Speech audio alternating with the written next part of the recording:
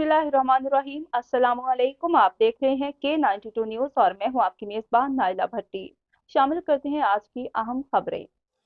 Gas metre माहाना rent में बेतहाशा इजाफा, आवाम पर जुल्म है। शाह अब्दुल हक का कहना है कि आवाम पहले ही पेट्रोलियम मसनूआत, बिजली, गैस की बढ़ती कीमतों से परेशान है। गरीब पर बोझ डालने की बजाय हुकूमत अपनी शाह खर्चियों का काबीना हुजम में कमी करे।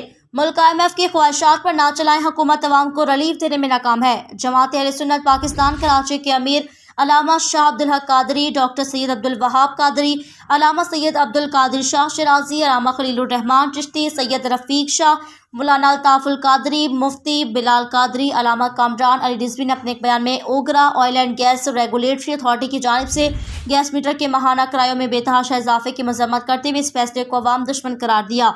उन्होंने कहा कि अवाम पहले ही पेट्रोलियम मसनूआत, बिजली, गैस की बढ़ती कीमतों से परेशान है। ऐसी सूरत हाल में मीटर रेंट 50 से बढ़ाकर 500 रुपये करना कौम पर मजीद जुल्म के मुतरादिफ है। पहले सर्दियों में गैस की कमी थी, अब तो गर्मी में भी गैस की लोड शेडिंग मामूल है। गैस पूरा दिन नहीं आती, लेकिन महंगाई के सताए अवाम को भारी बिल जरूर दिए जा रहे हैं। रहनुमाओं का कहना था बिजली और गैस की मनमानी कीमतें बढ़ाकर मुल्क के माशी हालात ठीक नहीं हो सकते। अवाम पर मजीद बोझ डालना दानिशमंदी नहीं, अपनी अयाशियों के लिए फंड है, लेकिन हुकूमती गरीब अवाम को रिलीफ देने में नाकाम नजर आती है। इस तरह के मुश्किल और गरीब दुश्मन फैसले अवाम के दिलों में नफरत और मायूसी में इजाफे का सबब होंगे। उन्होंने कहा मुल्क को आलमी मालियाती इदारों की ख्वाहिशात पर ना चलाया जाए, बल्कि गरीब मजदूर बोझ डालने की बजाय हुकूमत अपनी शाह खर्ची और काबीना हुजम में कमी लाए।